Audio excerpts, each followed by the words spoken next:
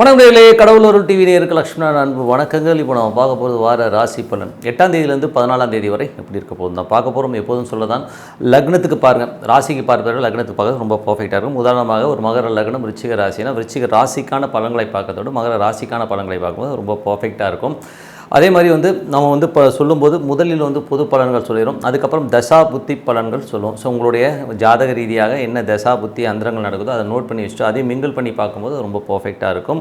இந்த வீடியோட எண்டில் டிப் ஆஃப் த வீக் இருக்குது, மறக்காமல் பாருங்கள். மிதுன ராசி. ஸோ மிதுன ராசிக்கு பார்த்திங்கன்னா உங்களது ராசி அதிபதி புதன் பார்த்திங்கன்னா உங்களுக்கு 11 இருக்குது. அதுவும் கேதுடைய சாதியில் சொத்துக்கள் சார்ந்த விஷயம் ரொம்ப சிறப்பான பலன்களை கண்டிப்பாக எதிர்பார்க்கலாம். சொத்தில் ஏதாவது லிட்டிகேஷன்ஸ் ஏதாச்சும் இருந்ததுன்னா அதெல்லாம் தீர்ந்து இல்லை அவுட் ஆஃப் கோர்ட்டில் கூட பேசி ஒரு சால்வ் பண்ணுறதுக்கான வாய்ப்பு நல்லாவே இருக்குது. மற்றபடி 2ஆம் அதிபதி சந்திரன் பெருத்த லாபங்களை கொடுத்துருவார் வாரத்தின் முற்பகுதியில்.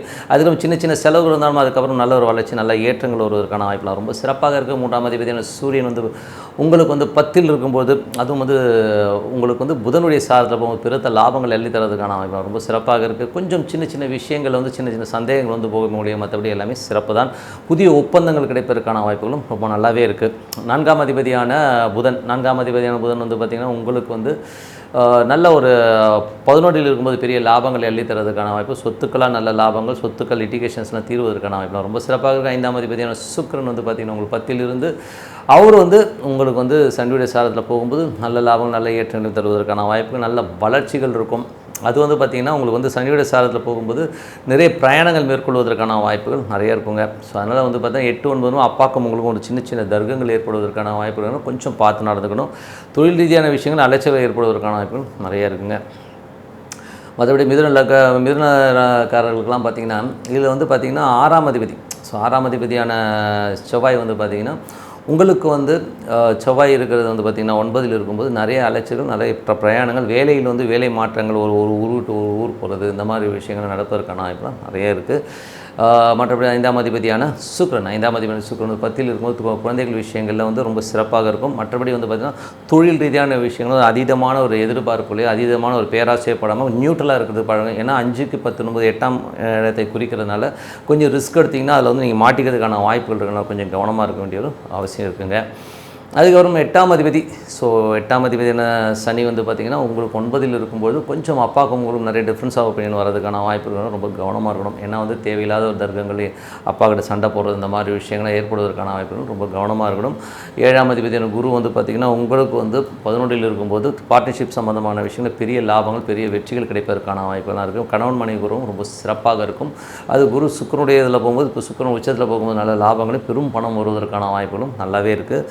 9ஆம் அதிபதி சனி பார்த்திங்கன்னா உங்களுக்கு குருடைய சாரத்தில் போகும்போது பெரும் பணம் வருவதற்கான வாய்ப்பு, வெளிநாட்டில் இருக்கவங்களுக்குலாம் பார்த்திங்கன்னா பெரும் பணம் பெரிய வளர்ச்சி கிடைப்பதற்கான வாய்ப்பு ரொம்ப சிறப்பாக இருக்குது. 10ஆம் அதிபதி குரு 11ல் இருக்கும் தொழில் ரீதியான விஷயங்கள் பெரிய லாபங்கள் அள்ளி தருவதற்கான வாய்ப்பு, பெரிய பணம் பெரிய ரொட்டேஷன் வருவதற்கான வாய்ப்புலாம் ரொம்ப சிறப்பாக இருக்குங்க. ஸோ இதுவரை பார்த்தது ஒரு பொது பலன்கள் தான். ஸோ இப்போ தசாபுத்தி பலன்கள் எப்படி இருக்குன்னு பார்ப்போம். ஸோ தசாபுத்தி பலன்களில் பார்த்திங்கன்னா மிதுன லக்னமாக இருந்து சூரிய தசாபுத்தி அந்தரம் நடக்கிறவங்க எப்படி இருக்கும். சூரியன் 3ஆம் அதிபதியாக இருந்து உங்களுக்கு 10ல் இருக்கும்போது தொழில் நிறைய சேஞ்சஸ் பண்ணுவீங்க, நிறைய ஏற்றங்கள் நல்ல லாபங்கள் வருவதற்காக நிறைய சேஞ்சஸ் பண்ணி நல்ல ஏற்றங்கள் வருவதற்கான வாய்ப்பு நல்லாவே இருக்குது. இருந்தாலும் அது சூரியன் உங்களுக்கு புதனுடைய சாரத்தில் போய் இப்போ 11ல் இருக்கும்போது நல்ல லாபங்களை கிடையாது, சின்ன சின்ன நெருக்கடிகள். ஏன்னா அது கேதுடைய சாரத்தில் போய் வக்கரமாக போகும்போது கொஞ்சம் டிலேட் இருக்கிறதுக்கான வாய்ப்புகள் நிறைய இருக்குங்க. ஸோ மற்றபடி லாபம் இருக்கணும், கண்டிப்பாக லாபம் இருக்கிறதுக்கான வாய்ப்புகள் நல்லாவே இருக்குது. மிதுன லக்னமாக இருந்து சந்திர தசாபுத்தி அந்தரன் நடக்கிறவங்க எப்படி இருக்கும். ஸோ சந்திரன் பார்த்திங்கன்னா உங்களுக்கு 2ஆம் அதிபதியாக இருந்து அவர் மாதத்தின் முற்பகுதியில் தொழில் ரீதியான விஷயம் கொஞ்சம் அலைச்சல்கள் இருந்தாலும் அதுக்கும் ஒரு பெருத்த லாபங்களை கொடுத்துருவார். ஸோ அதுக்கப்புறம் பார்த்திங்கன்னா உங்களுக்கு சின்ன சின்ன விஷயங்கள் இப்போ ஒரு பொடி சின்ன சின்ன செலவுகள் ஏற்பட்டாலும் அதுக்கப்புறம் எல்லாமே வளமான விஷயம், நல்ல ஒரு வெற்றிகளான விஷயங்கள்லாம் கண்டிப்பாக இருக்கும். மிதுன லக்னமாக இருந்து செவ்வாய் தசாபுத்தி அந்த நடக்கிறவங்க பார்த்திங்கன்னா 9ல் உள்ள செவ்வாய் பார்த்திங்கன்னா வேலை சம்மந்தமான விஷயம் நிறைய ஏற்றங்கள் நல்ல மாற்றங்கள் இருக்கும், நிறைய அலைச்சல்கள் தான் நல்ல வெற்றி கிடைப்பதற்கான வாய்ப்புகள்லாம் ரொம்ப சிறப்பாக இருக்குது. அதுக்கப்புறம் பார்த்து மிதுன லக்னமாக இருந்து குரு தசாபுத்தி அந்தரங்கள் நடக்கிறவங்க எப்படி இருக்கும் அப்படிங்கும்போது குரு பார்த்திங்கன்னா உங்களுக்கு 11ல் இருக்கும்போது நல்ல லாபங்கள் நல்ல ஏற்றங்கள் புதிய பார்ட்னர்ஷிப் சம்மந்தமான விஷயங்கள் பெரும் பணம் கிடைப்பதற்கான வாய்ப்புலாம் ரொம்ப நல்லா இருக்குங்க. ஸோ அது ஒரு நல்ல விஷயந்தான். மிதுன லக்னமாக ராகு தசாபுத்தி அந்தரம் நடக்கும்போது ராகு 10ல் இருந்து புதனுடைய சாரத்தில் பெரிய லாபங்கள் பெரிய வெற்றிகளையும் தருவதற்கான வாய்ப்புகள். பட் புதன் வக்கரமாக போகிறனால கொஞ்சம் டிலேட் ஆகும், மற்றபடி எல்லாமே சிறப்பு தான். மிதுன லக்னமாக இருந்து சனி தசாபுத்தி அந்தரம் நடக்கும்போது எப்படி இருக்கும். சனி பார்த்திங்கன்னா உங்களுக்கு இருக்கிறது வந்து 9லிருந்து அது வந்து உங்களுக்கு குருடைய சாரத்தில் போகும்போது பெரிய லாபம். வெளிநாடு சார்ந்தவர்களுக்கு வந்து பெரும் பணம் வருவதற்கான வாய்ப்புகள் நல்லா இருக்குது. அப்பா சார்ந்த சொத்துக்கள் சம்மந்தமான விஷயங்கள், அப்பா சம்மந்தமான விஷயம் பெரிய லாபங்களை அள்ளி தருவதற்கான வாய்ப்பெல்லாம் ரொம்ப சிறப்பாக இருக்குது.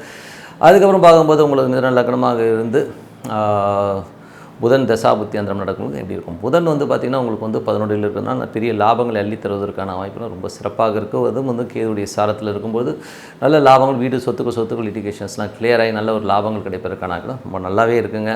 அதுக்கப்புறம் மிதுன லக்னமாக இருந்து கேது தசாபுத்தி அந்தரம் நடக்கும்போது 4ஆம் அதிபதியான கேது சந்திரனுடைய சாரத்தில் வந்து குடும்பம் சார்ந்த விஷயம் நல்ல லாபங்கள், பெரிய குடும்ப வழக்குகள் ஏதாச்சும் இருந்தால் தீர்ந்ததுனால நல்ல லாபங்கள் கிடைக்கிறதுக்கான வாய்ப்புலாம் ரொம்ப நல்லாயிருக்கு.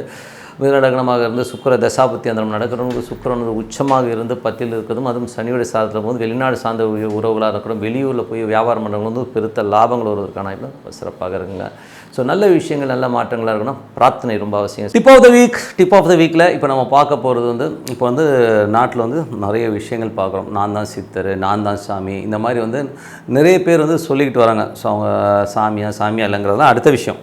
பட் யார் சாமி, யார் கரெக்டான ஆளுங்கிறத முதல்ல வந்து நம்ம தெரிஞ்சுக்கணும். இதில் வந்து என்ன பியூட்டினா, நிறைய பேர் வந்து சாமின்னு சொல்லிட்டு அவங்கள காலில் விடுறதுனால நமக்கு என்ன கிடைக்க போகுது முதல்ல அதை தெரிஞ்சுக்கோங்க. இன்னொன்று, ஒரு சாமி வந்து ஒரு 50,000 1,00,000 வாங்கிட்டு நான் ஆசீர்வாதம் பண்ணுறேன் உங்களுக்கு எல்லாம் கிடைக்குன்னா அப்போ அவர் சாமியா அப்படிங்கிற லெவலையும் நமக்கு ஒரு பெரிய கொஸ்டின் மார்க் இருக்குது. ஓகேங்களா? ஸோ முதல்ல வந்து யார் சாமி யார் ஆசாமி. ஸோ சாமிங்கிறவர் வந்து முதல்ல வந்து சித்தர்கள் எப்படி இருப்பாங்க. சித்தர்கள்ங்கிறது பார்த்திங்கன்னா அவங்க காட்டில் இருப்பாங்க, அவங்க நாட்டுக்கு வரவே மாட்டாங்க. முதல்ல அது புரிஞ்சுக்கோங்க. அவங்க ஏதாச்சும் ஆள் அரவம் இல்லாத இடத்துல உட்காந்து தியானம் பண்ணுவாங்க, இறைவனாக ஒன்றி இருப்பாங்களே ஒழிய அவங்க வந்து உங்களுக்கு வந்து ஆசீர்வாதம் பண்ணி உங்களுக்கு எல்லாமே பண்ணணும்னு அவங்களுக்கு அவசியம் கிடையாது. நீங்கள் வந்து அங்கே போகும்போது ஏதோ கண்ணில் படும்போது ஏதோ ஒரு விஷயத்தில் வந்து அவங்களுக்கு வந்து நல்லதுன்னு படுதுன்னா அப்போ ஆசீர்வாதம் வாங்கினா உண்ட வழிய எந்த சித்தரும் உங்களை தேடி வந்து ஆசீர்வாதம் பண்ண மாட்டாங்கிறத முதல்ல புரிஞ்சுக்கோங்க. ஸோ அதனால் வந்து சித்தர்கள் நாட்டுக்கு வருவாங்கன்றதை வந்து உங்கள் மைண்ட் வந்து எடுத்துருங்க. ஓகேங்களா? ஒரு சாமியாரால் வந்து உங்களை வந்து நல்வழிப்படுத்த முடியும்னா நிறைய சாமியார்கள் வந்திருப்பாங்களே, அந்த மாதிரிலாம் யாரும் வந்து வர முடியாதுங்கிறத மெயினாக எடுத்துக்கோங்க. அதே நேரத்தில் வந்து சித்தர்கள் இருக்காங்களா, அவங்கள எப்படி ஐடென்டிஃபை பண்ணுறதுங்கிறத சொல்லிடுறேன். ஸோ சித்தர்கள் வந்து எப்படி இருப்பாங்கன்னா, சித்தர்கள் ஜென்ரலாக வந்து பார்த்திங்கன்னா நம்ம கண்ணுக்கு வந்து தெரிய ரொம்ப ரேரு. ஓகேங்களா?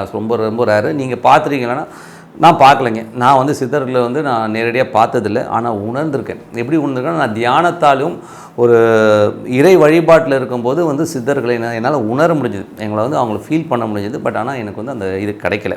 ஆனால் சித்தர்களை பார்த்த ஒரு சிலரை நான் மீட் பண்ணியிருக்கேன். ஸோ அவங்கக்கிட்ட நான் கேட்கும்போது அவங்ககிட்ட கேட்டிருக்கேன், எப்படிங்க நீங்கள் சித்தர்களை பார்க்குறீங்க அப்படின்போது, காட்டு வழியாக நடந்து போயிட்டுருப்பாங்க, ஒரு கொல்லிமலை அந்த மாதிரி ஒரு ஏரியாக்கள், ஒரு சில ஏரியாக்கள், பழனிமலை, ஒரு ஏரியாக்கள் அவங்க போவாங்க. அவங்க வந்து சில தியானங்களுக்காகவும் சில விஷயத்துக்காகவும் போகும்போது ஒரு சில இடங்களில் வந்து திடீர்னு ஒருத்தர் இருப்பாராம், துணியே இருக்காது அவங்கள்ட்ட. ஸோ துணியே இருக்காது, ஆனால் அவங்க வந்து மெடிடேஷனில் இருப்பாங்க. நமக்கு பார்த்தோன்னே ஒரு மாதிரியாக இருக்கும், என்னடா அது அப்படின்னு சொல்லி திரும்பி பார்த்தா ஆள் இருக்க மாட்டாங்க. அதே நேரத்தில் வந்து அவங்க இருக்கிற இடம் இருக்குன்னா சில பேர் வந்து குப்பை தொட்டி, குப்பை கூலங்கள்லாம் இருப்பாங்க. என்ன அப்படி இப்படின்னு கண்ணாமண்ணான்னு பேசிகிட்டு இருப்பாங்க. நம்ம பார்த்தா வந்து ஒரு மனநலம் பாதிக்கப்பட்டவரோ அப்படிங்கிற லெவலில் நமக்கு தோணும். ஸோ அந்த மாதிரி ஒருத்தர் இருப்பார். ஆனால் நீங்கள் எப்படி ஐடென்டிஃபை பண்ணலான்னா, அவரை பார்க்கும்போது அந்த இடம் வந்து ரொம்ப நறுமணமாக இருக்கும். அவங்க இருக்கிற இடம் வந்து ஒரு மாதிரியாக இருந்தாலும் சுற்றி வந்து ஒரு விபூதி ஸ்மெல்லோ ஒரு நறுமணமோ வீசுவதை கண்டிப்பாக வந்து உணர முடியும். ஆனால் அவங்க அழுக்காக இருப்பாங்க. அந்த மாதிரி ஒரு ஆட்கள் கண்டிப்பாக பார்க்க முடியுது. அது மட்டும் இல்லாமல் நிறைய அதுக்கு வந்து நீங்கள் நாட்டில் கூட பார்க்க முடியும். சில பேர் வந்து ஏதோ ஒரு காட்டுக்குள்ளெல்லாம் இருப்பாங்க, நமக்கு தெரியாது. ஏன்னா அவங்க வந்து ஏன் வரமாட்டாங்கன்றதுக்கு ஒரு காரணம் இருக்குது. ஏன் வந்து அவங்க சராசரி மக்களோட சித்தர்கள் தொடர்பு கொள்வதில்லைன்னா, அவங்க வந்து இறைவனை நோக்கி பிரார்த்தனை பண்ணி மனதார பிரார்த்தனை பண்ணும்போது அவங்க அந்த பவர்ஸ்லாம் இருக்குங்க. இப்போ உதாரணத்துக்கு வந்து ஒருத்தர் வந்து ஒரு பவர் ஏற்றிக்கிறாருன்னு வச்சுக்கோமே, ஒரு இறைவனை உண்டு இறைவனோட இறைவனாக இருந்து ஒரு பவர்ஸ் ஏற்றிட்டு வராருன்னா, அவர் நாட்டுக்குள்ளே வராருன்னு வச்சுப்போம். நாட்டுக்குள்ளே வந்துட்டு ஒரு 100 பேருக்கு அவர் பார்க்கும்போது அவருக்கு அந்த பவர் இருக்கும். அவரை வச்சு ஆசீர்வாதம் பண்ணுறது அதில் வந்து ரொம்ப நல்லாயிருக்கும். இதே வந்து ஒரு 10,000 பேர் 1,00,000 பேர் வந்தாங்கன்னு வைங்களேன், 10,000 பேர் 1,00,000 பேர் ஒரே இடத்துல இருந்து பார்க்கும்போது இவர் வந்து ஒரு நல்ல ஒரு டிவைன் பவர் வச்சுருக்கார். ஆனால் எதிரில் வந்து 1,00,000 பேர் வந்து ஒரு நெகட்டிவ் பவராக, கெட்டவன் நல்லவன் எல்லோரும் தானே வருவான். ஸோ அவனுடைய அத்தனை நெகட்டிவும் இவர் மேலே படும்போது இவருடைய பாசிட்டிவ் எனர்ஜி ஃபுல்லாகவே காலி ஆகிடும். ஸோ அதுக்கப்புறம் அவரும் ஒரு சராசரி மனிதனாகும். இப்போ உதாரணத்துக்கு சொல்ல போனால் ஒரு மனிதர் இருந்தார், அவர் வந்து பெஸ்ட்டு ஹீலருங்க, ஒரு சிறந்த ஹீலர். இனி வேறு கண்ட்ரியில் போய் செட்டில் ஆகிட்டார். ஸோ அவர் வந்து பார்த்திங்கன்னா ஹீலிங்கில் வந்து ரொம்ப சூப்பர். திரு விசு அவர்கள், ஸோ இறந்து போன திரைப்பட இயக்குனர் கதாசிரியர் விசு அவர்கள் சொல்லியிருக்காரு, என் ஒய்ஃப்க்கு வந்து பிரச்சனைன்னு போகும்போது அந்த ஹீலிங்கில் வந்து அவர் க்யூர் பண்ணியிருக்காரு, அவ்வளோ சூப்பராக க்யூர் பண்ணார், எவ்வளோ டாக்டர்ஸ் கிட்ட போயும் ஹீல் ஆகாதது ஹீல் பண்ணியிருக்காருங்கிறது வந்து அவங்க சொன்னாங்க. ஸோ அப்படிப்பட்ட ஒரு சூப்பர்மேன் என்ன. ஆனால் அவர் வந்து பொதுமக்கள்கிட்ட நடுவில் வந்ததுக்கப்புறம் அவங்க கண்கள் பட பட பட அவரோட பவர் இறங்கி அவர் ரொம்ப சராசரியான மனிதராக மாறினாருங்கிறதும் உண்மையான விஷயம். எதுக்கு சொல்கிறேன்னா, சித்தர்கள் உங்கள்கிட்ட வரமாட்டாங்க, நீங்கள் தேடி பார்த்து கிடச்சிதுன்னா உங்களுடைய என்ன சொல்கிறது, உங்களோட பாக்கியம்.